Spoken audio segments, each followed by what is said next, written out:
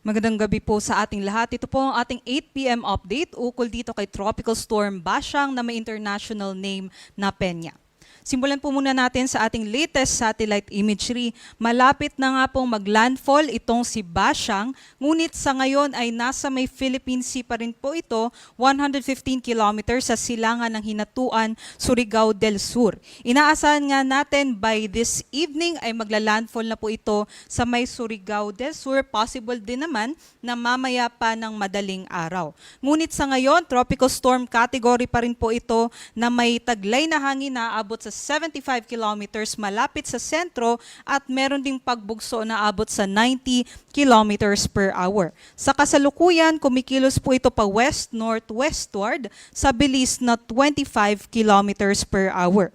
Kung mapapansin nga po natin, kahit hindi pa naglandfall itong si Bagyong Bashang, marami na nga pong mga lalawigan dito sa may Eastern Visayas and dito din po sa may Caraga and Northern Mindanao area na nakakaranas na ng mga pag-ulan dulot nitong si Bagyong Bashang and meron na nga pong nakakaranas din ng mga pabugso-bugsong hangin dulot nito. And aside po dyan, mapapansin din po natin na malawak din po yung sakop nitong mga outer rain bands nitong si Bagyong Bashang. So apektado din po ng maulap na panahon at mga pag-ulan yung ating mga kababayan dito sa may Bicol region, sa may Romblon and also sa kabuuan ng Visayas and sa may Mindanao. But other than that, yung amihan naman po ang nakakaapekto dito naman po sa may Luzon, kaya't inaasahan naman po natin may maulap din na panahon at mga light rains dito sa may Batanes, ngunit malaking bahagi nga po ng Luzon, even dito po sa may Metro Manila, possible naman po yung generally fair weather conditions at meron lamang po tayong mga isolated light rains. Base po sa ating latest forecast track and intensity, inaasahan nga po natin within tonight or early morning mamaya ay maglandfall na po itong si Bagyong Bashang dito sa may Surigao del Sur at tatawarin ang mga lalawigan dito sa may Eastern and Northern Mindanao. Inaasahan po natin bukas po ng madaling araw ay nasa may Bohol Sea na itong si Bagyong Bashang and by afternoon tomorrow, maaari naman pong maglandfall muli itong si Bashang sa may Siquijor and sa may Negros Oriental. Possible din naman na mag-pass close lang or lumapit lang yung sentro nitong Bagyong Bashang dito po sa mga lalawigan sa may Central and sa may Western Visayas. By Saturday early morning ay yung sentro nitong bagyo ay nasa may Solusina at inaasahan din natin na dahil po sa amihan ay mas hihina naman po itong bagyo at magiging tropical depression na lamang by Saturday. And then by Sunday, especially po sa bandang hapon, possible na mas humina pa bilang isang low pressure area na lamang itong si Bagyong Bashang at ma-dissipate na nga sa loob ng ating area of responsibility. At titingnan nga po natin, ito nga pong yellow na circle, ito po yung mga makakaranas na mga pabugso-bugsong hangin o yung malalakas na hangin itong si Bagyong Bashang. So imagine nga po natin, kahit wala po tayo sa sentro nitong si Bagyong Bashang, ay makakaranas nga po tayo ng malalakas na hangin. So may banta ng hangin and meron din pong mga banta ng mga malalakas na mga pag-ulan. Sa ngayon, nakataas pa rin po ang wind signal number 2 dito po sa may lalawigan na naka-yellow. So dyan po yan sa may Siquijor, southern portion ng Cebu and Bohol, maging dito din po sa southern portion ng Negros Oriental and sa may Surigao del Norte, Surigao del Sur, extreme northern portion ng Davao Oriental, Agusan del Norte, Agusan del Sur, Misamis Oriental, northern portion ng Bukidnon, northeastern portion din ng Lanao del Norte, northeastern portion ng Misamis Occidental, maging sa may Camiguin. So yung mga nasa wind signal number 2, sila po yung makakaranas ng 62 to 88 kilometers per hour na mga bugso ng hangin within 24 hours po yan.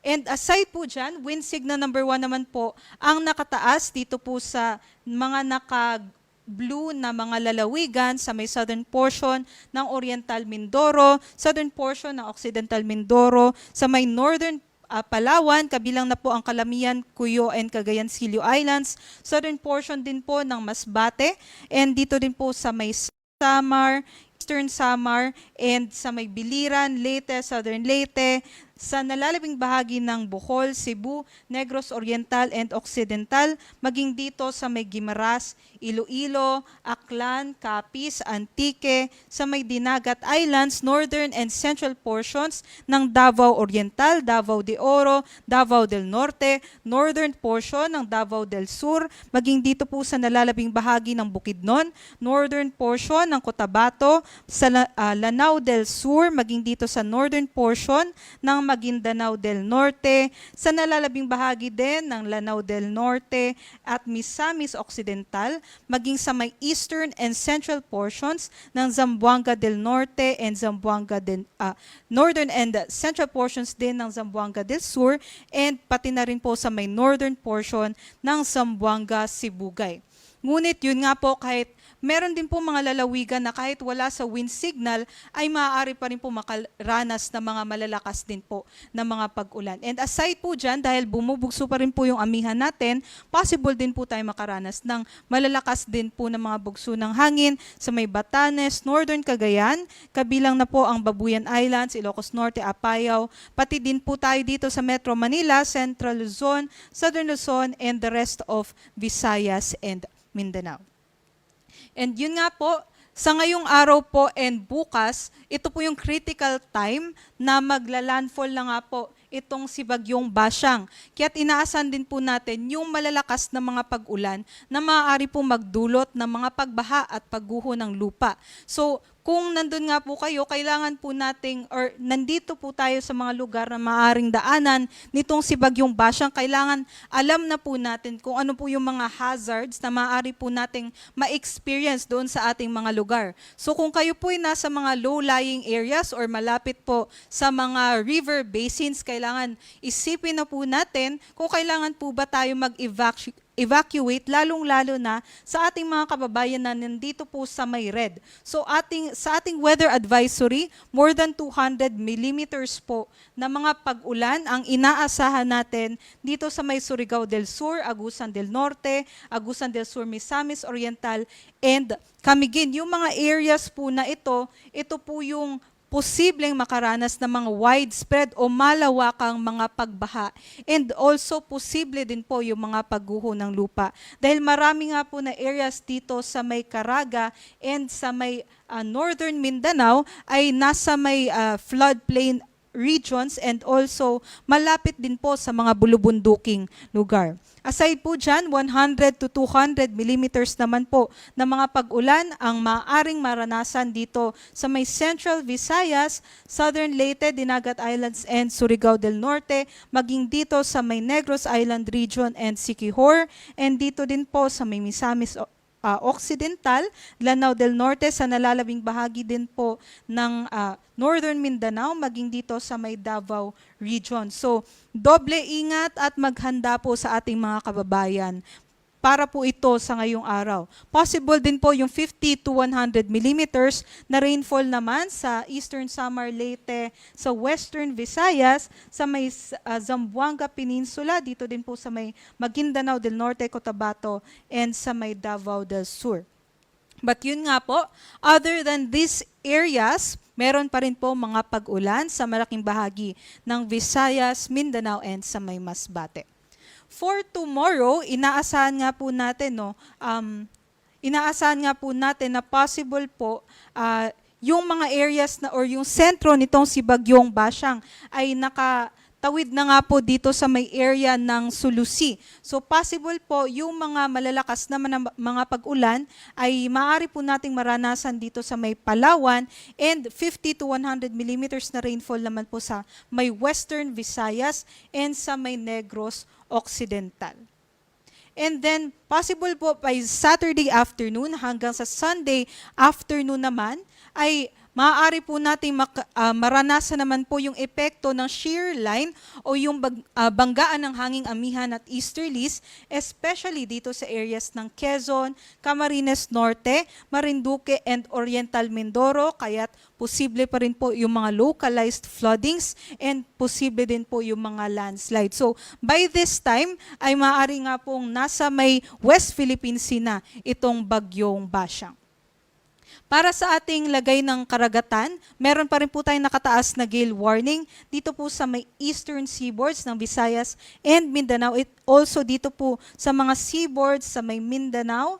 And yun nga po, possible po yung matataas na mga pag-alon 5.5 meters sa may Surigao del Sur and then up to 5 meters naman sa may Surigao del Norte and Davao Oriental and 4.5 meters naman po sa mga nalalabing seaboards na may gale warning. But other than these areas na may mga gale warning tayo, ay matataas pa rin po or katamtaman hanggang sa maaalon naman po yung mga karagatan dito po sa may Luzon and dito din po sa may Visayas and Mindanao area. So doble ingat po sa ating mga kababayan.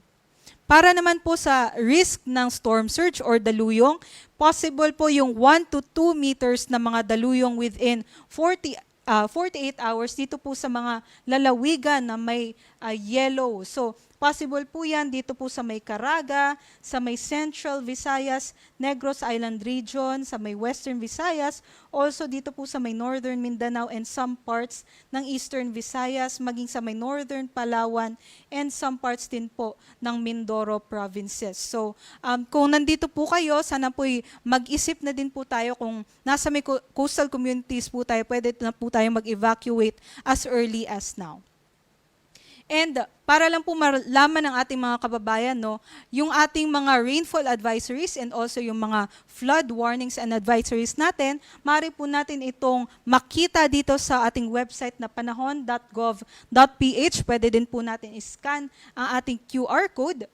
And para mas alam po natin yung mga hazards na maaari nga pong kaapekto sa ating mga lugar, pwede din po nating bisitahin ang hazardhunter.georisk.gov.ph. Muli ito po si Lian Loreto. Doble ingat po sa ating mga kababayan at next update naman po natin ay mamayang 11 p.m. ng gabi. Maraming salamat po.